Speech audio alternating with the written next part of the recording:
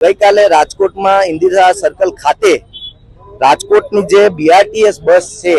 કે એના દ્વારા જે ભયંકર એક્સિડન્ટ કરી અને 4 લોકોના જીવ લેવામાં આવ્યા છે। આ ખૂબ જ દુઃખદાયી ઘટના છે અને આ રાજકોટમાં કોઈ પહેલી ઘટના નથી। વારંવાર આ સિટી બસ દ્વારા આવા એક્સિડન્ટો કરવામાં આવે છે અને લોકોના જીવ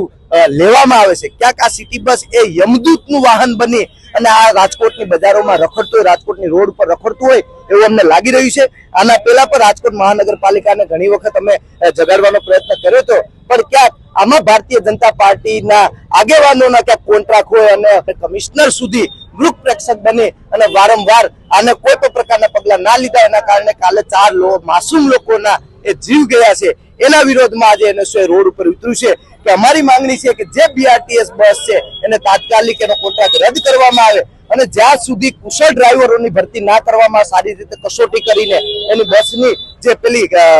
હોય એ ચેક કરીને ત્યાં સુધી સિટી બસો બંધ રાખવી જોઈએ અને જે પણ આમાં કોઈ આરોપીઓ છે એ તમામ આરોપીઓને સજા થવી જોઈએ એવી માંગ સાથે અમારે આજનો કાર્યક્રમ